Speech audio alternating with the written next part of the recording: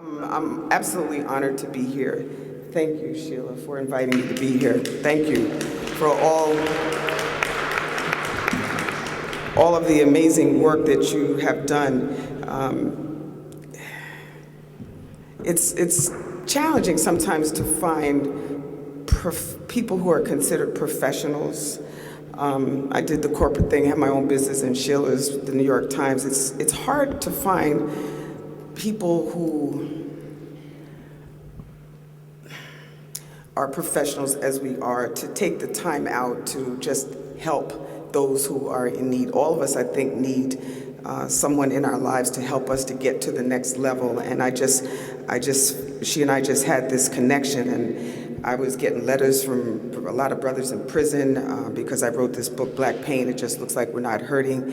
And sometimes they all wanted to share their stories, they wanted to write a book, and Sheila started this company, she and Joe, and I just feel very blessed to know you, and I appreciate it. We're women on fire. All of us in this room, I believe, are on fire about doing something about this.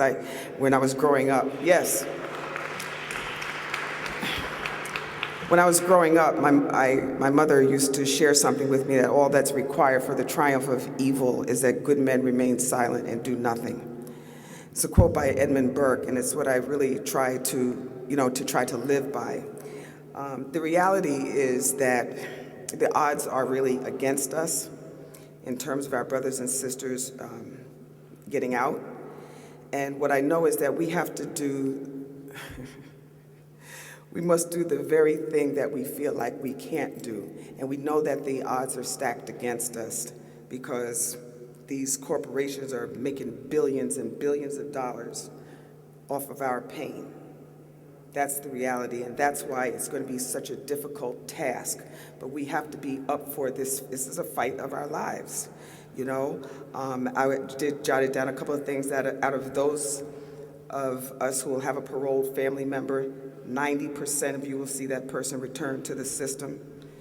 He or she has no plan, and nobody is helping the person to get some help. It's just a very, very vicious cycle. 10%, they say, will be successful. So what I think is that we have to write a plan, make a plan, have a vision for what it is that our loved one will do when they get out. I have a cousin who was in prison for about 7 years, and he just came out, and his mother is just a dear person to me, and she had a big party for him. And I'm seeing everybody hug Mel. Really, everybody's glad to see him. And then I said to myself, how can we, this brother just got out of prison, been for 8 years, how can we have him come back and not lift him up with our words, our thoughts, and our deeds? And so I said to my cousin, look, I hope you don't mind, because I just believe in putting things out in the open. I do a great deal of work in the area of mental health. And I said, we all need to congregate in the house and talk. Have Mel talk about what it was like for him to be in prison. And what happened was people ended up sharing their stories. There were 2 people who were there who had served time in prison but had never spoken about it before.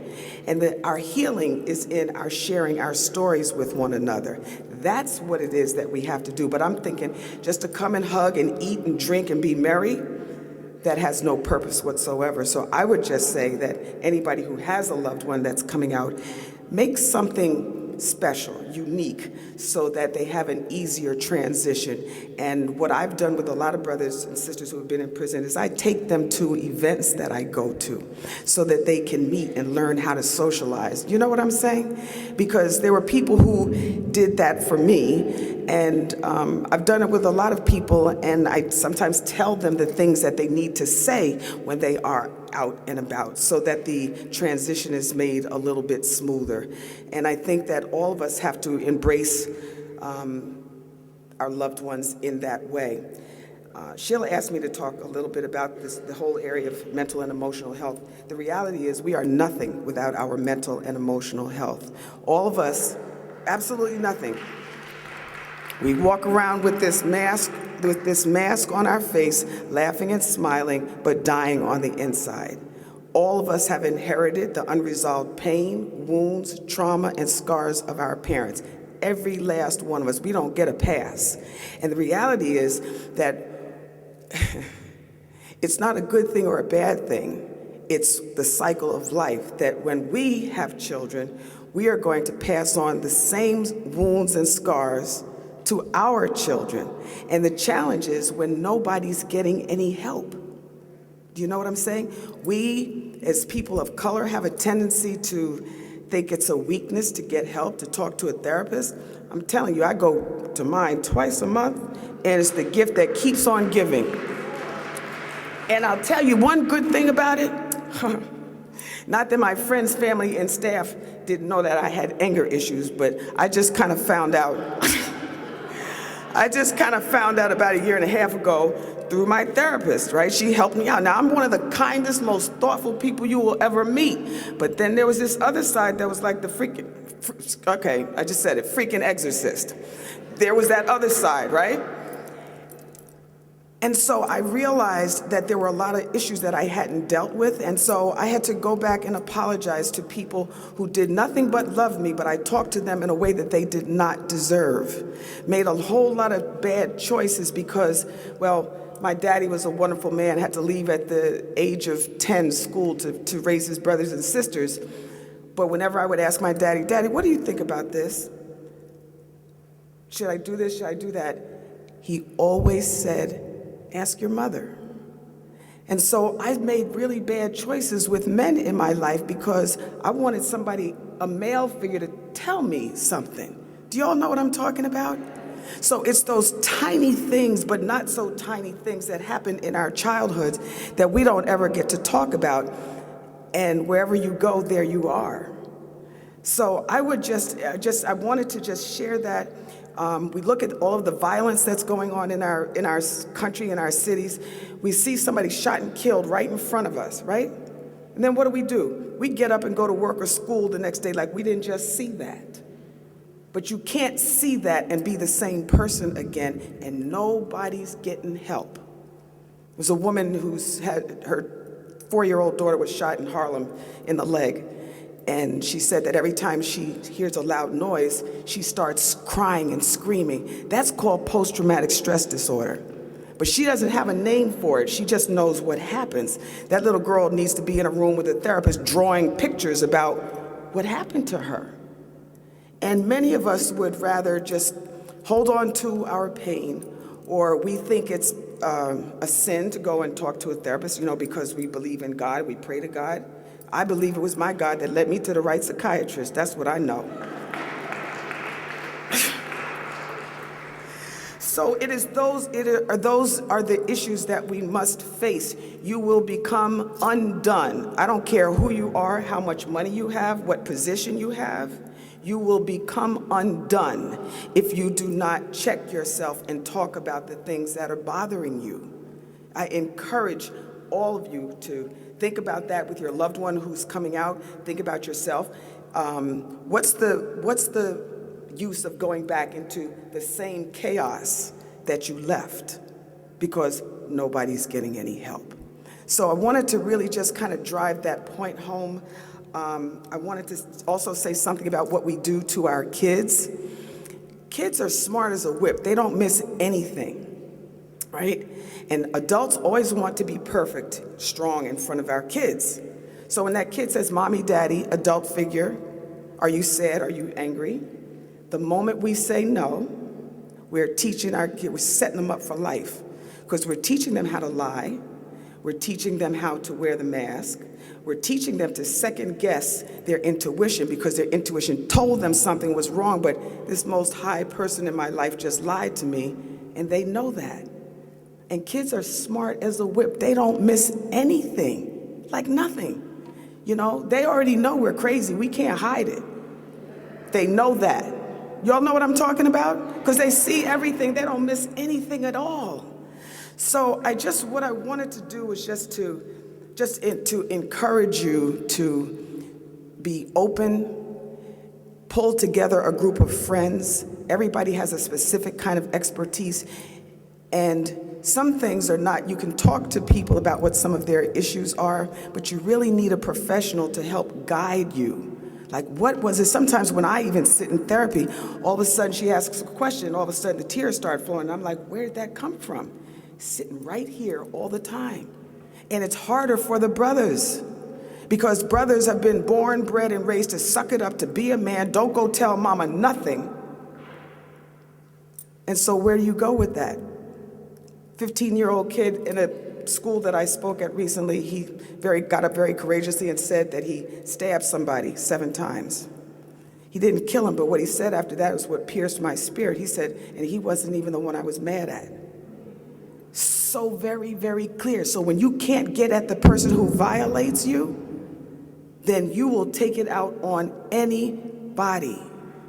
Anybody.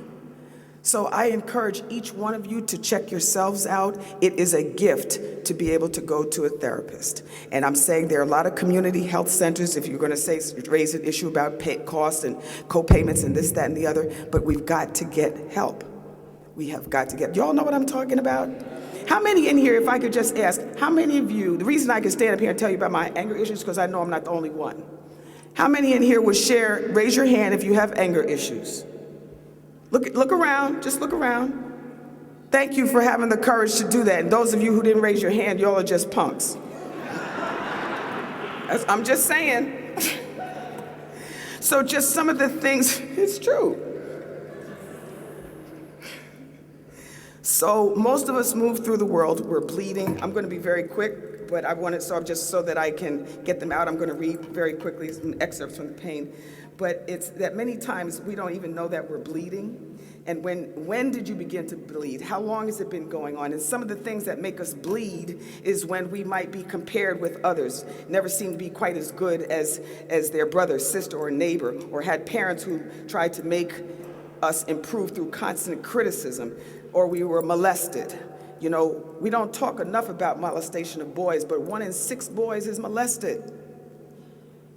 So these are the things, or you never got a chance to be a child because you were too busy raising parents who were in pain, parents who were immature. Mama and or dad lived a promiscuous life, was an alcoholic or addicted to drugs. And many of the illnesses that kill us as a people is like depression. I'll say depression, anxiety, fear, high blood pressure, ulcers, migraines, back pain, some forms of cancer, and other stress-related diseases. Whatever you don't talk about, whatever you don't release, will find its way into your life. So think about the fact that when you're dealing with people, you know, you meet somebody, or married to somebody, or you're working with somebody, and it just looks like there are 2 of you there. But really, you got 4 or 5 personalities in you. I got 5 or 6 in me. And so when you're talking to somebody, married to somebody, or you work with them, you don't know which personality is coming out.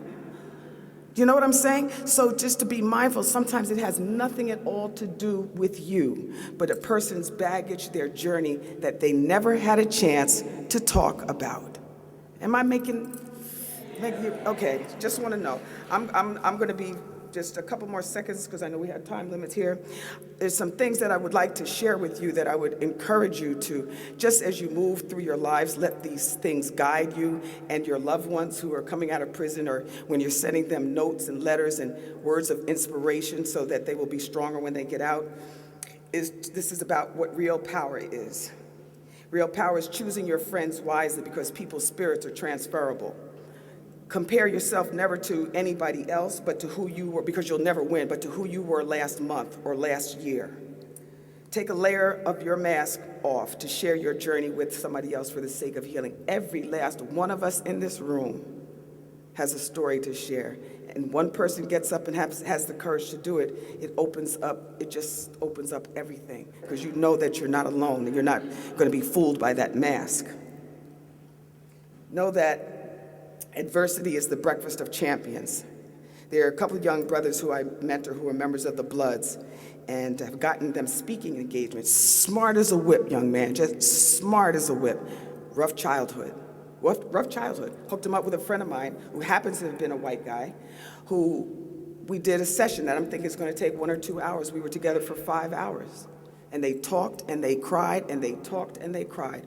First time. Got to get it out of your system.